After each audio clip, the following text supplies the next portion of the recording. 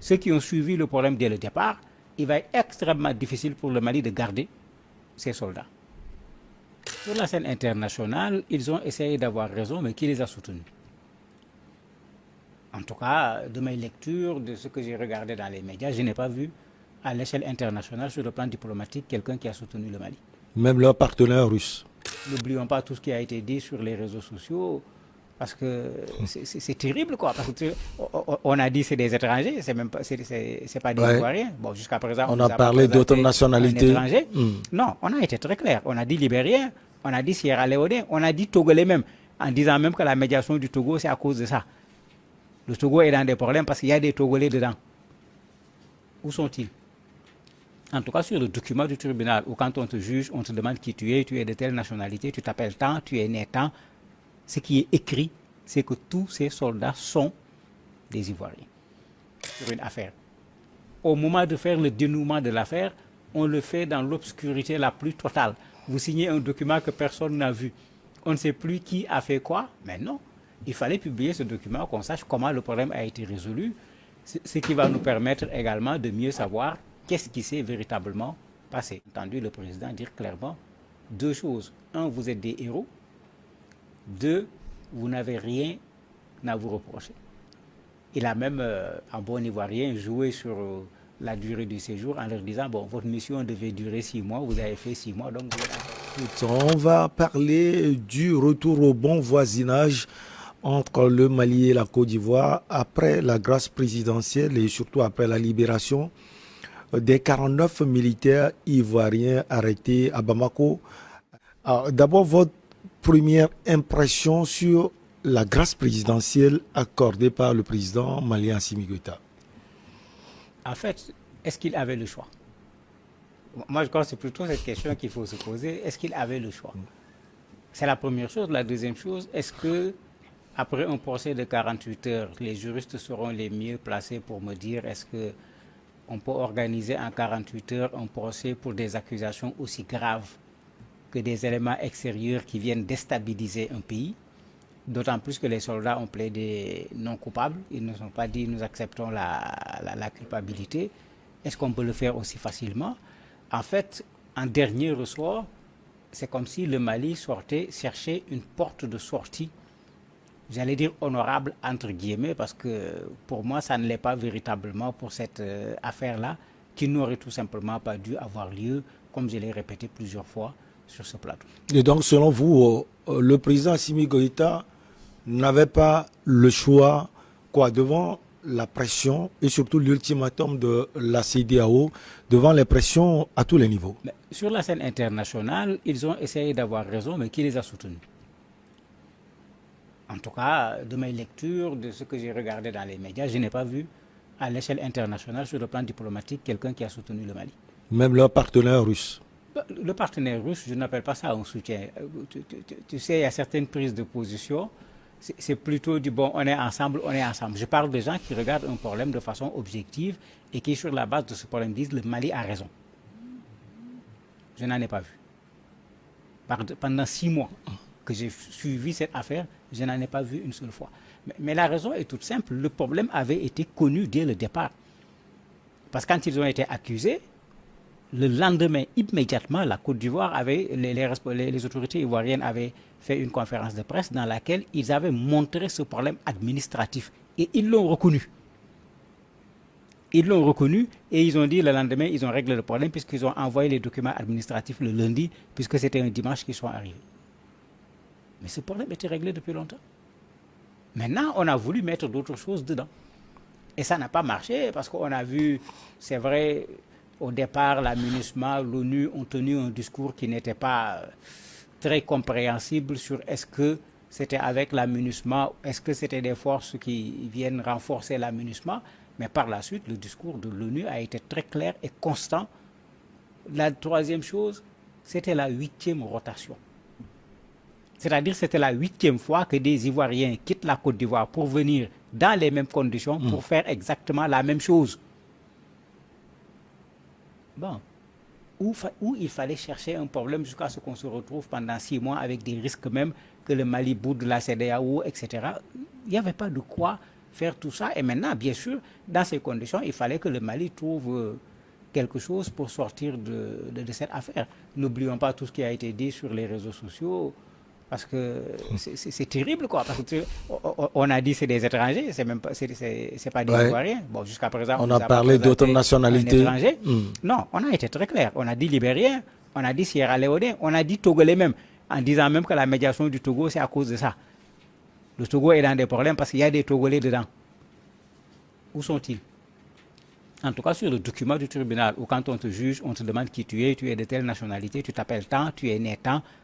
Ce qui est écrit, c'est que tous ces soldats sont des Ivoiriens. Mais vous voyez tout ce méli-mélo, tout ce mélange qu'on a créé pour après finalement créer un fossé inutile entre une Côte d'Ivoire et un Mali qui partage énormément de choses d'abord et qui n'ont aucun intérêt à se retrouver dans une situation où il y a un conflit entre les deux pays à cause de la géographie, à cause de l'histoire, à cause des populations qui sont partagées, à cause de la présence dans un pays comme dans l'autre d'une partie de cette communauté. Mais sans compter ce que nous souhaitons aujourd'hui, c'est l'Union africaine, c'est une CEDEAO qui marche. Comment on peut y aller quand nos pays se mettent à s'affronter les uns contre les autres? Ça ne sera pas possible. Alors, à quel moment précis, Mamadou Diouf, vous avez senti que la libération de ces 46 militaires restants est en vue? Il n'y a pas eu de moment chez moi, parce que franchement, je ne comprenais pas la démarche des autorités maliennes par rapport à une telle situation. Si vous vous rappelez, la dernière fois qu'on en parlait, tout le monde disait on va les libérer, je t'avais dit je reste sur mes gardes. Et effectivement, ils n'ont pas été libérés en ce moment, bien que dans beaucoup de médias, on l'avait dit. Et si vous regardez plusieurs fois, la libération est intervenue, il n'y a pas eu de libération. Donc, à un certain moment, moi, je ne retrouvais plus de logique dans ce qui se faisait. Mais une chose était claire chez moi, et je l'ai toujours dit, quel que soit Alpha, ces soldats vont être libérés. Puisque ceux qui ont suivi le problème dès le départ, il va être extrêmement difficile pour le Mali de garder ces soldats. Mais on a vu. Finalement, ils ont été libérés. On avait parlé d'échanges, j'allais dire de prisonniers, pour prendre l'image qui s'est passée entre la Russie et les États-Unis. Oui. Mais il n'y a pas eu d'échange de prisonniers à ma connaissance, tout en disant que je ne connais toujours pas encore ce qu'il y a dans le mémorandum. Mais certaines personnalités maliennes que le pouvoir en place veut poursuivre, qu'on avait demandé qu'ils soient extradés, ils ne l'ont pas été jusqu'à présent. Attendons de voir est-ce que ça fait partie des clauses secrètes et que demain Abidjan pourrait les extrader. On n'a pas les éléments du mémorandum et ça même c'est un problème. Vous avez capturé toute la communauté internationale sur une affaire. Au moment de faire le dénouement de l'affaire, on le fait dans l'obscurité la plus totale. Vous signez un document que personne n'a vu. On ne sait plus qui a fait quoi, mais non. Il fallait publier ce document, qu'on sache comment le problème a été résolu, ce qui va nous permettre également de mieux savoir qu'est-ce qui s'est véritablement passé. Alors, on va demander aux réalisateurs de nous passer l'intervention du président ivoirien Alassane Dramane Ouattara.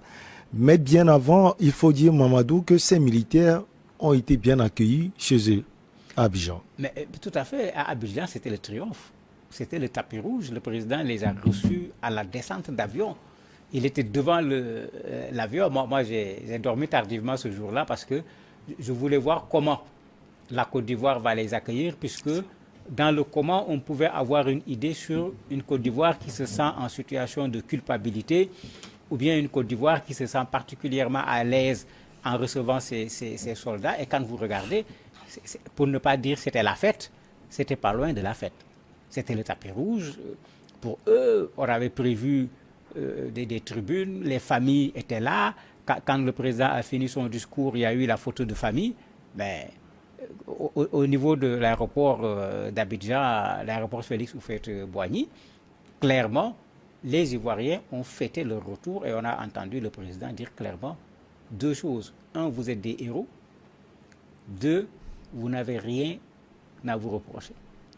Il a même, en bon Ivoirien, joué sur la durée du séjour en leur disant, bon, votre mission devait durer 6 mois, vous avez fait 6 mois, donc vous êtes en fin de mission.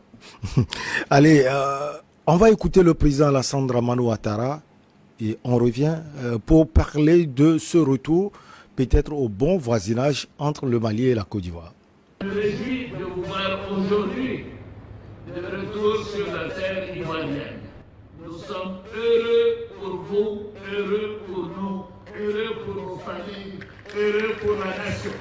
Bien évidemment, maintenant que cette crise est derrière nous, nous pourrons reprendre des relations normales avec le pays frère qu'est le Mali, qui a besoin de nous et dont nous avons besoin également.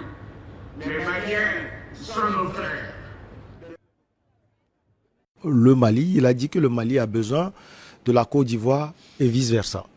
Il a tout à fait raison. Il a parfaitement raison quand il le dit, et quand vous regardez là son discours, vous remarquerez quand même qu'il n'a pas parlé des autorités maliennes. Il parle du Mali. Dans tout son discours, il a parlé des populations maliennes. Il a remercié tout le monde.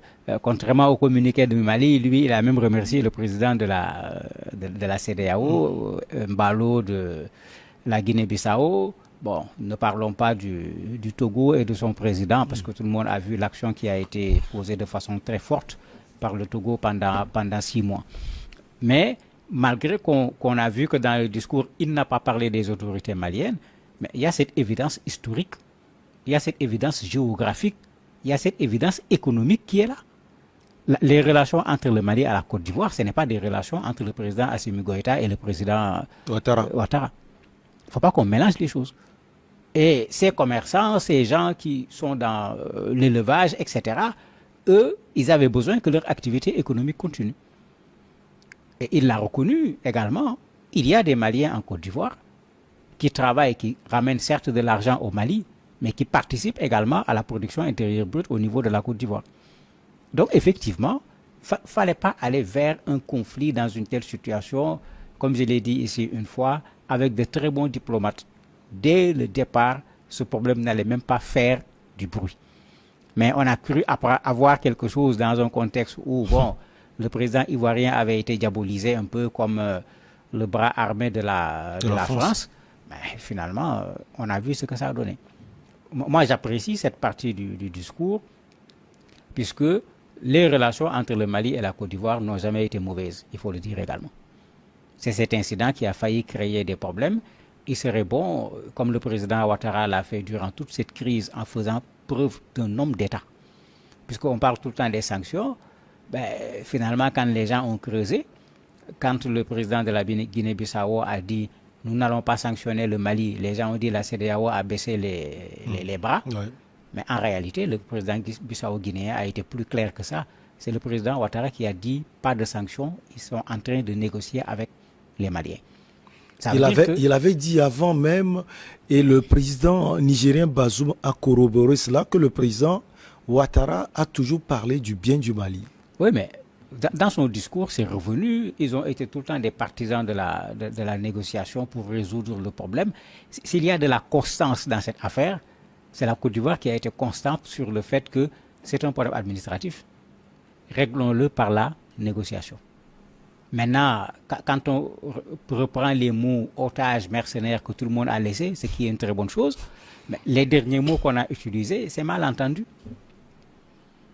C'est mal entendu qu'on a entendu de la part des officiels du Mali, des officiels de la Côte d'Ivoire. Ça veut dire, quand on dit malentendu, ça veut dire qu'il n'y a pas de fait. C'est dit, on ne s'est pas compris. Mais où sont passés les mercenaires en ce moment? Avec tout ce qui a été tenu comme discours, qui a enflammé les réseaux sociaux inutilement, aujourd'hui, on se retrouve avec quoi? Il ne fallait pas créer ce problème parce que l'Afrique n'en a pas besoin. Ce n'est pas la Côte d'Ivoire et le Mali seulement. On travaille à faire en sorte que les peuples africains soient unis pour faire un seul peuple. On travaille pour faire en sorte qu'il y ait une unité africaine qui soit réelle. Parce que malgré notre non-Union africaine, on est très loin d'une unité africaine. On travaille à la création de ce marché africain. Là, c'est le cas qu'on n'a pas encore réussi. Mais comment on peut réussir toutes ces activités si sur la base d'un malentendu, deux pays peuvent, si on n'avait pas pris garde, aller vers un conflit ouvert en bonne et due forme? Et vous imaginez s'il y avait un conflit et qu'on finisse le conflit dans les négociations pour dire qu'il y a un malentendu, mais on va se demander si ces gens-là étaient véritablement des hommes à la hauteur de ce qu'on appelle un homme d'État pour pouvoir tomber aussi bas face à un malentendu. Le président Ouattara est allé loin même. Il compte inviter le président Assimi Goïta à Abidjan. Mais c'est tout à fait normal. C'est-à-dire qu'il faut revoir tous les discours des officiels ivoiriens pendant 6 mois. À chaque fois qu'ils ont monté le ton, c'est pour répondre. Quand les Maliens ont qualifié les militaires de mercenaires, ils ont répondu en parlant d'otages. Mais vous n'avez pas vu de la part de la Côte d'Ivoire, je parle des officiels, puisque ce qui s'est fait au Mali, ce qui s'est fait un peu partout, s'est fait également en Côte d'Ivoire. Je ne parle pas de ceux qui parlent au niveau des réseaux sociaux alors qu'ils ne représentent pas grand-chose.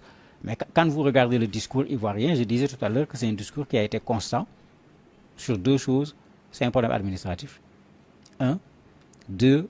Réglons-le par la négociation. Et maintenant, puisque les informations sortent, on a plus d'informations. On en aura davantage parce qu'on saura ce qu'il y a dans ce même fameux mémorandum-là. Ils ne pourront pas le cacher ad vitam aeternam. On saura ce qui s'est passé pendant le procès et ça sera des arguments supplémentaires pour savoir est-ce que ça valait la peine qu'on en arrive à une crise pendant 6 mois entre la Côte d'Ivoire et le Mali et que la crise même finisse par toucher la CEDEAO, l'Union africaine, l'ONU, puisqu'on s'est retrouvé finalement dans tout ça. Le secrétaire général de l'ONU s'est lui-même prononcé et j'avais dit ici à l'époque, s'il dit ce ne sont pas des mercenaires et qu'il agit, c'est évident. Il faut faire très attention à cette affaire-là parce qu'il y a des choses qu'on ne nous a pas dit. Retour au bon voisinage, c'est le président Ouattara qui tend plus la main. Est-ce que cette main sera reçue par le président Assimi Goïta? En principe, il n'a pas le choix.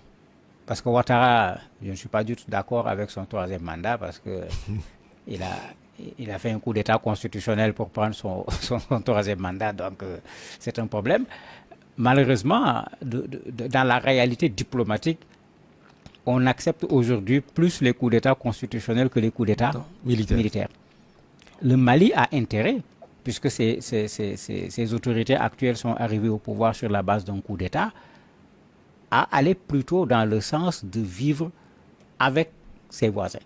Vous avez vu l'attitude du Burkina, il y a eu coup d'État, mais ils ont commencé par accepter que c'est un coup d'État, ils ont commencé par accepter qu'ils ont fait entorse à la Constitution, mais ils se sont mis dans une logique de négociation qui fait que finalement, c'est comme si les gens oublient qu'il y a eu coup d'État au Burkina également. Mais le Mali avait pris une autre logique qui consistait à vouloir dire non, c'est les Maliens, ce que nous faisons c'est pour les Maliens, comme si le Mali pouvait exister en dehors de la CEDEAO, de l'Union africaine et du monde. Donc, pour moi, le président Goïta a intérêt à aller vers Alassane Ouattara. Ouattara a montré de quoi il est capable. À partir de la diplomatie, il a fait libérer ses soldats. Il peut très certainement aider également les Maliens sur bien des plans, comme il l'a dit. La Côte d'Ivoire a besoin du Mali, le Mali également a besoin de la Côte d'Ivoire.